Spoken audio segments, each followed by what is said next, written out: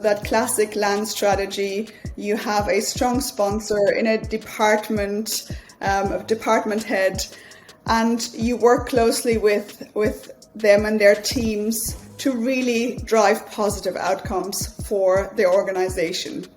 And by doing so, really ultimately, prove that you do generate huge value to the business, but also give comfort around the commitment that you have to the business on making them successful and driving outcomes, and giving them almost an assurance that as they roll out across an enterprise-wide deployment, they can trust the service that they get. They can trust the partnership, and they can trust the value that they will get out of the engagement.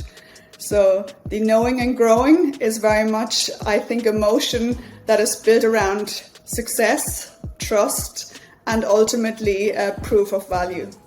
I'm Devin Reed. And I'm Sheena Badani. And you're watching Reveal, the Revenue Intelligence podcast powered by Gong. Keep watching here to see the full interview. Or if you like to listen to podcasts on the go, check out the links in the description below. And if you like what you hear, subscribe on YouTube, Apple Podcasts, or Spotify. Or all of them. Why not? And while you're there, make sure to leave us a 5-star review. We personally read every single one, and I think I speak for both of us when I say they mean the world to us. Could not agree more, Devin. Now, without further ado, here's the episode you've been waiting for. Daniela, welcome to Reveal. We're so thrilled to have you on the show today. Hi, guys. Nice to be here. And you're joining us from beautiful Dublin, Ireland. Is that right? Absolutely correct. A couple of weeks ahead of Halloween, if I'm allowed to say that. So we're really excited here. It's autumnal and beautiful. So, and really, really happy to spend a bit of time with you guys. Oh, great. Well, thanks for spending your Friday. And we were just chatting before we got started that we were hearing a little bit of white noise on Daniela's side, which was she told us that was her wine fridge. So she's getting ready to head into the weekend right after this conversation. So I think we're all in a good mood. It's a nice Friday today. Happy Friday. All right. So Daniela, just to kick it off, you're currently at DocuSign. You're the area vice president of major accounts for EMEA. And you've been in this position for about 2 years, specifically focused on major account sales. And so I'd love to hear, what attracted you to this segment in the first place? It's always been a passion of mine. So I've been in the tech industry for the last 25 years, leading organizations that are working with large enterprises and helping them on their digital transformation journey. And what I loved about DocuSign more so than the segment is just what the company and the platform can actually do for businesses, and how we can impact some of the values and the causes that are really dear to my heart, and how I could play a big part in really leading that business for EMEA and helping EMEA customers to really go on that journey. So that's really what excited me and why I ended up moving my career to DocuSign. Yeah, I know when we were having a conversation a couple of weeks back, there were a lot of interesting aspects of DocuSign, whether it's related to kind of the environmentalism and other areas of, of the good side that the business is putting out into the world, other than, of course, helping their clients. So I think we're happy to dive into that more later on as well. Now, maybe you could tell us a little bit, do you specifically have experience doing transactional sales in addition to enterprise? And what do you particularly enjoy about the enterprise motion versus a transactional one?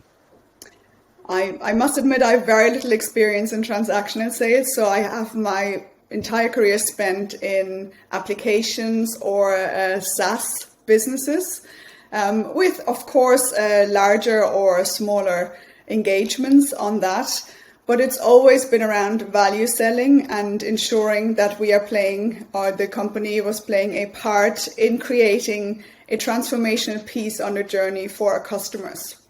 So when you think about what I have mostly done throughout my career is really help clients understand some of the most impactful steps in getting set on that journey and understanding what business outcomes they could get from investing in the right platform. So very much always been on the value enterprise sales side, not so much on the transactional side. And just kind of a follow up on that, what do you think has set you up to be successful in that type of sale? Is it some specific kind of training you had, maybe something you studied in school, just some personal interest? Would be curious to dive into that a little bit. Sure, absolutely. There's just, I think, three elements to being an impactful sales leader. I think it's number one, understanding business models, aka how does the business generate revenue? How do they serve their clients? And what are critical inflection points either to support a better customer experience, or we've all heard the term about talent and the war on talent. How do you facilitate a better employee experience?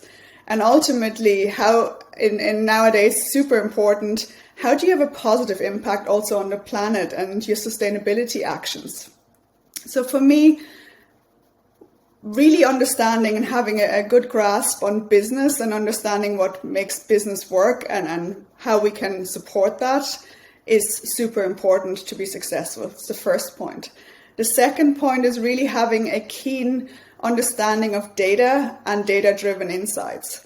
So when you run large organizations, which I've had the pleasure of doing for many years, it really is key to absolutely follow your instincts and opinions. However, also to double check with data and understanding your consumption models, understanding your engagement models, how many touch points you need to have in critical phases. And of course, and this is the final point, really relying on strong methodology that's delivered by a strong enablement team so that your team is set up and capable and able to deliver an outstanding service in the sales experience to your clients. So as a sales leader, that has always been the three key areas that I've focused on: understanding business, understanding how you can impact that and the data that you need to drive meaningful actions, and of course, finally, making sure that you have clear process, methodology, and enablement and support for the team delivering it. Well, I heard data crept into that answer, and on the Reveal podcast, we're going to dive into that in a little bit, Daniela. But before we get there, I'd like to ask a little bit about the strategy. So a lot of folks have heard of landing and expanding, or as we're calling it today, knowing and growing. How would you define that exactly? How would I define that? I think knowing and growing is a nice term. I think it's how you define your starting point on a journey with a client.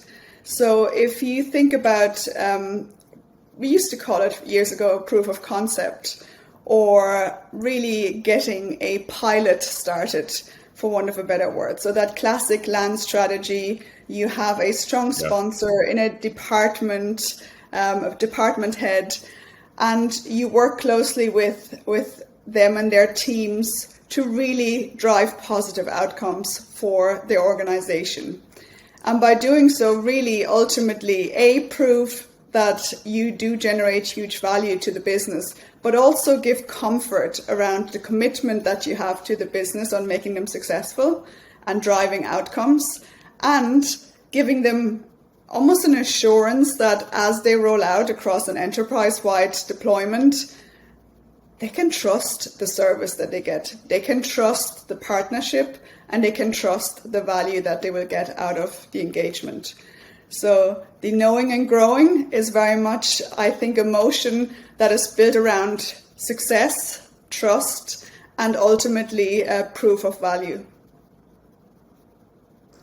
I really love that phrase because, when we say land and expand, it's very kind of vendor-centric, or like it has that sales perspective. It's right, like I'm going in, I'm going to get in there, and then I'm going to expand the account, versus knowing and growing is really the customer's perspective.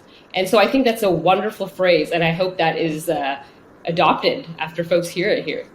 One of the big parts you mentioned was kind of like the metrics or milestones, success metrics, right? Whatever you kind of call it as you're doing a proof of concept, Daniela. And I know a lot of the teams I've worked on have that, right? Whether it's in the sales process, right? Like mid funnel, get them into a proof of concept and convert them into a paying client, or it could be, just landing that initial deal and then, obviously the expansion that can come in post-sale. I'm curious, how do you think about or operate on trying to get those milestones, right? Like, how do you make sure that you have the right success metrics with your buyers as you go into this land and expand or know and grow model? Mm-hmm. Mm-hmm. In any meaningful relationship, business or personal, I think it's good to communicate, right? So I always find we can share best practices on what obviously has worked in other companies or in certain verticals, number one. And number two, really spend time with the client to understand what outcomes do they want to achieve. Now, of course, the ideal scenario is a mix of both. So you compare yourself to what's best in class, what can we achieve together, but you absolutely have clarity also on your sponsor's success and what does that mean to them and their business. So if they're asked in 6 months' time, was it worth the investment? Did you get what you needed? First of all, that everybody has a clarity on, we did agree metrics, and here are the 3 metrics that we agreed on, and here's the results. And B, also to give them an opportunity to articulate that to the wider business. We often talk about turning our clients into advocates. And how do you do that? You do that by proving that they made a good decision and they made the right decision. And very often we assume that every organization is super organized and super set up for metrics and data-driven decisions. We all talk about it, but in the heat of the moment when something needs to get done, those things sometimes get back engineered. Not a bad thing, but I do believe it's super important to always define for any project, IT project, what actually did we look to achieve, and then set a date and review and say, okay, have we done so? And if so, what are the learnings and what are the successes that we can take from it? And how can we share that with people around us? Worded beautifully. And on the realm of communication, a lot of times there's got to be communication between sales and customer success or account manager, depending on kind of how the organization is put together there. Do you have any advice for teams on how they can communicate better, collaborate, and make sure that it's a true, internal partnership, right? So it can be a good client partnership as well. I think there's 2 ways of looking at that. So number one, a transition from a technical platform point of view, aka do you have a platform that allows all of the supporting teams to communicate with one another? I think we all are familiar with the CRM term, but how you actually utilize that to make it seamless and make it a positive experience for all contributors to share meaningful information is key, I believe. And that coupled with also some critical collaborative aligned engagements between teams that really are there to serve the customer is the second element. So if you want, the machine element and the human element, to me, are both critical in continuously creating a world-class experience for anybody's clients. And it's something that very often one or the other has continuous areas for either breakdown or improvement, that unless we continue to engage with one another, can really easily cause silos and have a negative effect on your customer experience. So therefore, having almost that ownership mentality as a leader to ensure that the entire process is reviewed and is as sleek and as important as it can be for the internal business is really a key action to be taken for any sales leader out there. So I'm going to give you 2 scenarios, and you have to tell me which one you're going to pick. So number 1, you get to start small with a new client and know and grow with them. Or scenario 2 is you have a full-blown org-wide rollout from day one with a new customer. Which one would you pick? What are kind of like the things that you would think about in order to make that decision? I'll always go big, right? So I'll definitely choose option number 2, Sheena. So all joking aside, I would choose number two, but it requires certain maturity on either the customer side or the implementation team for two reasons. It is somewhat more complex to roll out enterprise-wide, multidiscipline, and really have a clear plan in place to deliver that across 10,000, 20,000, 30,000 employees. If you have that in place, there's absolutely no reason why we would not go with a large engagement and really ensure that you create value at speed at the maximum impact to the enterprise. Very often in customer situations, though, you have people from departmental levels bubbling it up and really struggling to get buy-in outside of their own department to really scale it to the enterprise. And in those situations, I think also a small start, a know and grow ability is absolutely the right choice for the client. But, when something that adds value and is the right thing to do for the business and for the planet can be done in one big rollout, always go big. Always go big. Yeah, that might be the title. Might be the title of today's interview. I asked Daniela about the success criteria for a POC going well. I'd actually like to go earlier in the process and think about the criteria to enter a POC, a pilot, whatever you want to call it, because I think too is, having been on a sales floor, if you know that, hey, if I can get people into a POC, maybe I have a higher win rate, or I know if they feel the product that they'll be more likely to buy. But that can often inflate pipeline, right? Because then you have bad proof of concepts or unqualified proof of concepts. So I'm curious, do you have any advice or criteria that you use to say, hey, I need to hit these check boxes before we're even ready to entertain a proof of concept? Absolutely. The number one criteria is client commitment. And the client commitment has to come in the form of, when we do a proof of concept or a pilot, can we agree on a set of actions to a fixed time frame? And within that time frame, we have X amount of check-in points. We are jointly driving towards X amount of goals, and we will have both commitments from our side to guide you through it and from your side to make it happen. So proof of concepts genuinely are meaningful when clients are engaged and willing to participate. What I would always see as a red flag is a proof of concept that is left with the client unguided, unaided, and the sales executive calling in, have you started yet? Have we started yet? Are we doing anything? And the reality is those are neither meaningful nor valuable to anybody.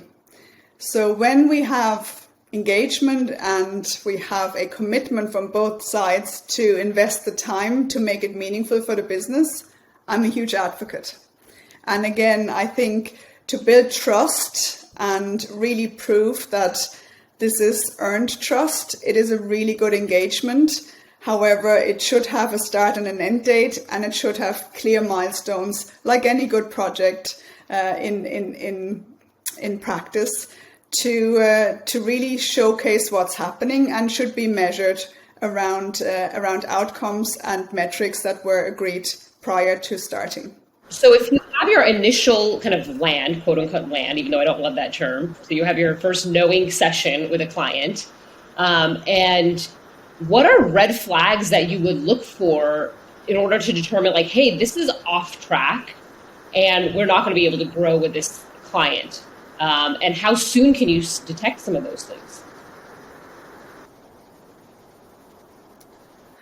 There's a couple of indicators, I think. First of all, by doing old school discovery, asking questions, so if the client has had no time to consider outcomes, it's not a red flag, but I would certainly want the team to discuss that and kind of say, okay, well, how does this become something that is a must-have from a nice-to-have?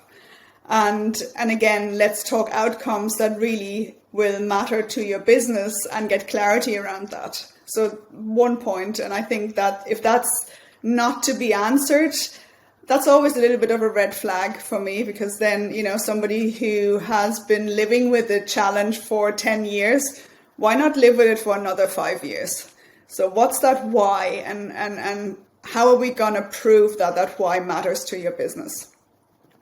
And the second thing is, if there's a gazillion other priorities, and in many cases, there may be a huge priority. There may be one project that is critical to, de-risk something important to the business, or that is compliance related and it's a must do, and that trumps any other project. And I think sometimes it's also okay from the client side to say, we have X amount of priorities. At the moment, you're priority 7. And then it's okay to say, okay, when do we engage? And when is it meaningful for you to really invest the time that it deserves to be talking about, in our situation, about your contracting opportunities? And really, I think this communication and honest dialogue is super important when you talk about a land opportunity. And the final bit, if there is a lot of uncertainty and risk perceived, let's talk about it. What do you need to understand from us around security, around trust, around certifications, rather than you going through this process and then probably being asked these questions by your IT team and being overwhelmed. So, and again, when you talk about land, it's mostly at departmental level. So people that not necessarily have a technical background, nor should they, nor do they need to have. But I think it's critical that we have these red flags or areas of concern articulated and addressed. All right, Daniela, one of my favorite things to do is to quote people, whether it's something they said or something they wrote. And you said something in the prep call for this podcast, which is you're only as successful as your first adoption. Can you expand a little bit on what you mean by that? Yeah, I think it's very hard to come back. It's possible, but it's hard to come back from a failed implementation or a failed rollout. If you have had a client engagement, trust was built, you work on bringing it to life, and for whatever reason it doesn't happen, or you haven't discussed it enough, or the client convinced you that they were mature enough to do it on their own, it's very hard to come back from that. So for me, it is utmost important that we always start with the end in mind. And again, I'm another quote from Stephen Covey on highly effective people. One of the habits, I'm sure most listeners here have read the book, and I live by that. Because if you don't understand what the end goal is, how are you going to create success? And I often see people are in a motion where they get carried away and they forget that success and impact and value is the ultimate desired outcome from any project. Otherwise, we wouldn't be doing it. And therefore, my quote in that regard, to really ensure when you start a partnership with a customer, to really be thinking about, okay, how do I, get the technology adopted? How do I get the users trained? How do I get the executive team understanding the value of it?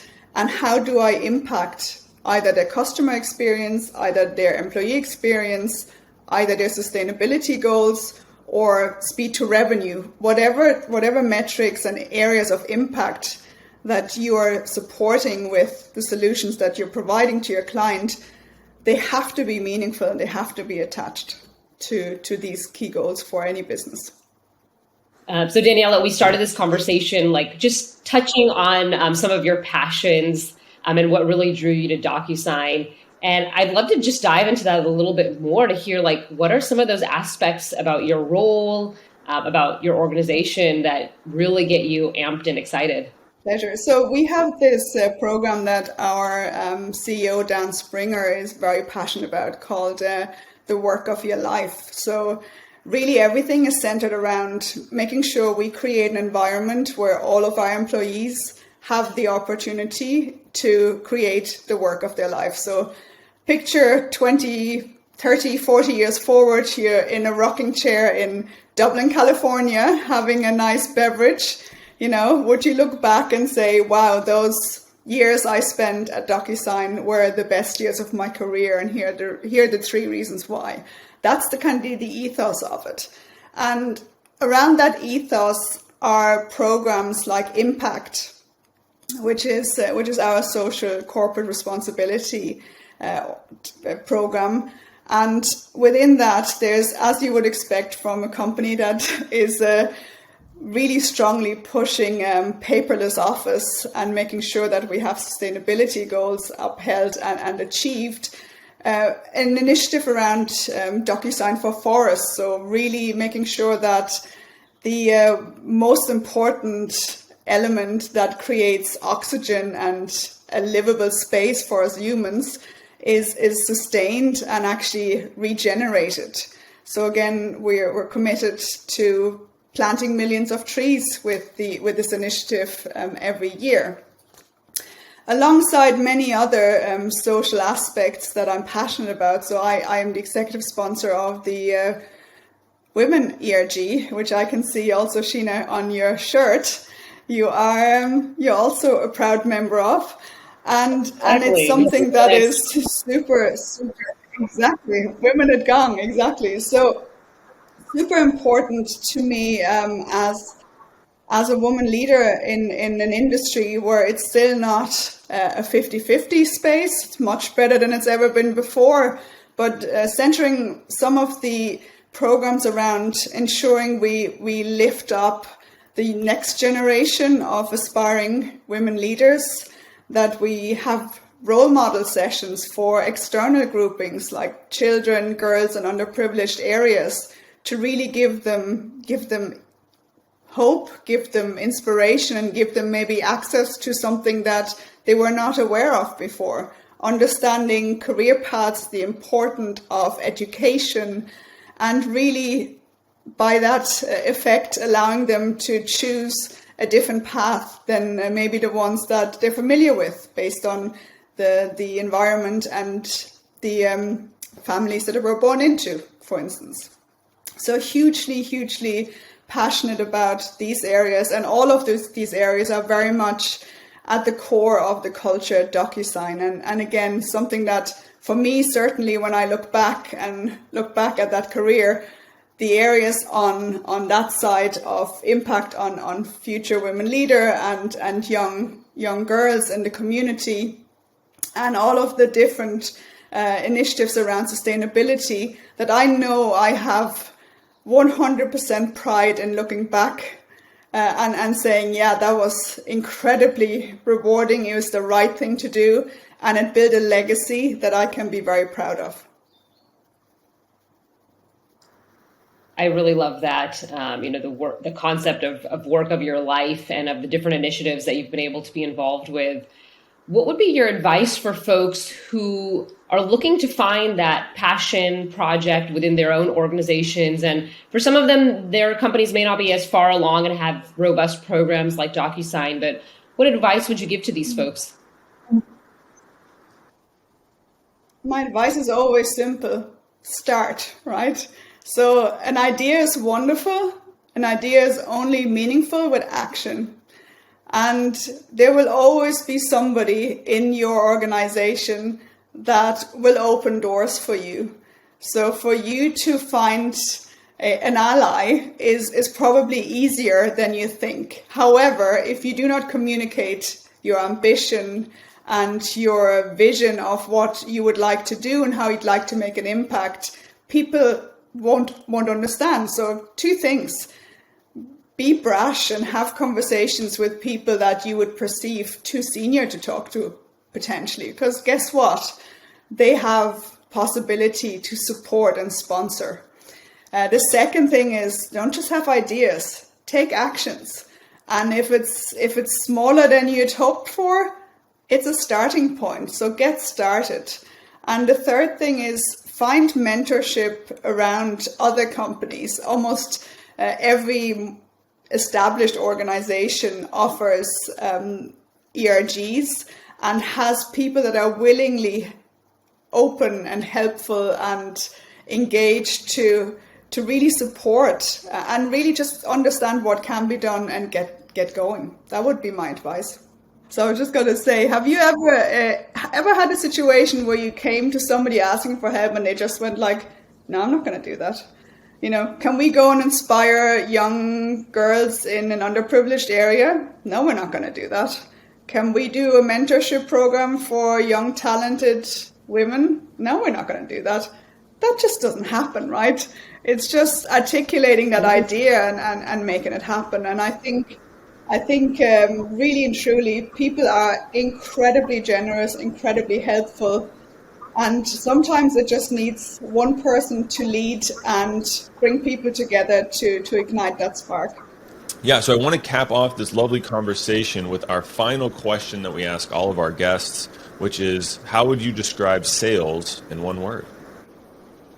An adventure. I think that's a first. I don't know if we've heard adventure. I like that. Tell us more. What makes it such an adventure for you?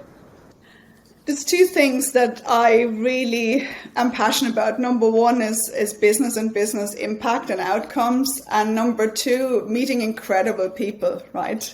And I think when you think about what sales allows you to do, it's to really understand business. It's to align a solution to the business and create impact. And you usually do that with incredibly smart people, because you get the opportunity to work with the people that shape the customer experience, the employee experience, that shape whatever needs to be shaped in an organization to make it better, to make their services, their products more engaging, and to create opportunities for employment, for innovation, and for the next generation.